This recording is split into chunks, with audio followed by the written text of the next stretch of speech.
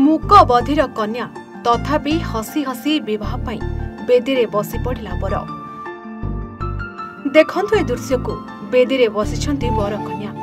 कन्या किछि कहि पारुनी कि सुनि पारुनी सत, किंतु बुझी पारुछि मनर भाषा। आखिर इशारे कथा हेउछंती दुई प्रेम पक्षी। किए कहिला प्रेम मरी जाइछि। एही विवाह को देखिला परे आज भी लागुछि प्रेम अमर अछि। नारायण एठी चेहरा कि टंका को देखि विवाह करि नाहंती, बरम कोमल हृदय को देखि प्रेम रे पड़ि जाइथिले नारायण। नयना ठीक से कथा कहि पारु नाहंती कि तांकर बापा माँ भाई भौणी केही नाहंती, तथापि खुशी खुशी रे स्त्री रूप रे ग्रहण करथिले नारायण, जाहाकु नै एबे सबुठी चर्चा चलेछि। हाँ आज्ञा, मूक बधिर अनाथ झियो नयना को बोहू करी आपणाई नेले पूरा परिवार। बेदी होम निया को साक्षी रखी अनाथ झियो को आपणार करिनेले वासुदेवपुर गाँर युवक नारायण।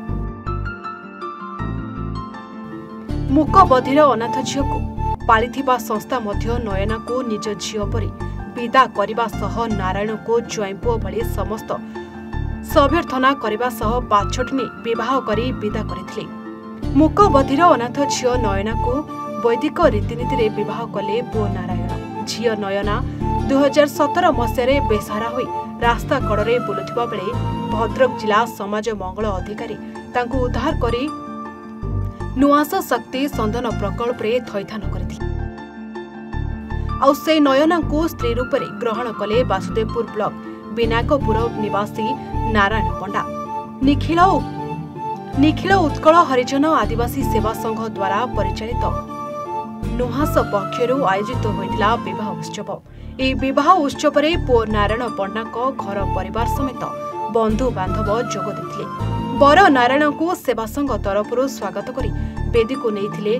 बाहागर करबा परे एक भोजीर मध्य आयोजन करा जायतिला।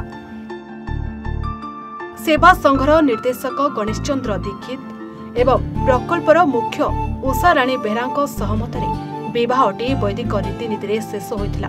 तेबे एही विवाह उत्सव रे जिला सामाजिक सुरक्षा अधिकारी, जिला सामाजिक मंगल अधिकारी, फिलोसफी संगठनर मुख्य ललाटेन्दु महांती, समस्त प्रशासनिक अधिकारी समेत अनेक पदाधिकारी उपस्थित रही उत्सवटी को संपूर्ण करथिले।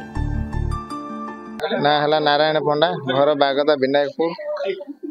ए जगह को आसी झील को देखी जे देखी मोर पसंद भी बहुत होइतिला। आउ होजी एकु भी सुधा नेकी भलर भी रखिबी। आज्ञा बापा आछन आज्ञा बंधु बांधव आछन जे अनाथ आश्रम झील नवा ही मोर बहुत पसंद, बुझले बहुत पसंद अनाथ आश्रम झील नवा एठी नेने भी मोर भल। आमर नयना जी सी 2017 मसीह आसिक एठी रही। मु तो 2 वर्ष है ता सहित जड़ित। जे आमर जो बर जो अछंती से तांका ना होची नारायण पंडा। आमर वैदिक रीति रे बाहागर होची। बर घर को आमे जाइथिलु, बुलिया को जाइथिलु, जोटा कि आमे संपूर्ण तांका परिवार सहित मिसिलु, तांका घर देखि के आसिलु। से नारायण जी से आम नयना सहित भी माने कथा हेची, भलसे मिसिचंती, तांका परिवार भी आसिके भलसे देखिचंती। देखिकी आम मिलित जो भली आनुष्ठानिक भाव रे जो भली मिलित सहयोग रे बाहागर हुए, तो आमर सेही भली दी परिवार मिसिकी पूरा बाहागर सेही भली हेची। सेंटर आम बारंबार वर्ष जाक भिजिट करूँ। ए पिला मान सहित भी आम आक्वेंटेड। यार बाहागर प्रस्ताव मु भी आगुआ आनी थी, किंतु बहुत दूर हो गला बोली आम बेसी मन बड़ेलुनी। किंतु मु देखी को आमर जो नुहास झील रोचंदी उषा सहित सब बेले कही जे एनजीओ संस्था आज अच्छा काली ना, किंतु जो मानकर मोटे कहीं नहांती तांको मैरेज करे दे थैथान करदवा भल। यह आगु भी गोटे बाहागर होता मु भी प्रेजेंट थी। से मयूरभंजरू से झीर मु जिते बेले भी आसे पचारे जीवा आसवा चली तार झीटे हेलानी। ए झील पाई से वासुदेवपुर एरिया सी पुओ सहित मैरेज आमर हिंदू वैदिक रीति नीति अनुसार करा जाउची। आउ मु गला बेले भी एई कथा दीक्षित को कही देछि भी तापरे भी फॉलोअप करिवे से केमते रहुची कोन करूची कि आमे जेतबे टूर जीवु निश्चित भाव रे आमे ता कथा खबर नबु।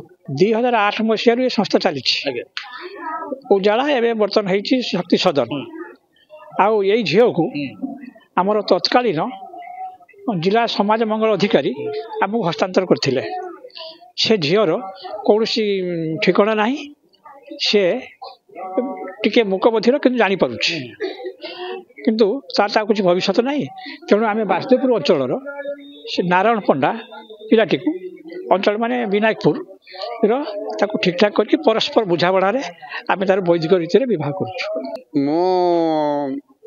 अनाथा है गोटे आश्रय नापी मु खटी पारूनी खटी न पारे सकाशु बहुत मु खोजिकी नानी कि बहुत मिलूना कि जाओ कष्ट मष्ट मत जरा आश्रम लोक बो अच्छी से मत बो जुटेदेला से जो बो जुटेबारू मुझे बहुटे नौ मो खुशी से ठाकुर निर्भर मो खुशी थी बहुत गाड़ी एक्सीडेंट हवा पूर्व बहुत उन्नति करी मोर कोठाबाड़ी थी गाड़ी एक्सीडेंट है से कोठाबाड़ी सब बिक्री कर भेलोर जा भल ये मोर परिस्थिति निजर बोले कि मो पूरा निजर मो झील भाया मो ये माल देते आसे जीवासा करे से देखी हाँ हाँ हाँ हाँ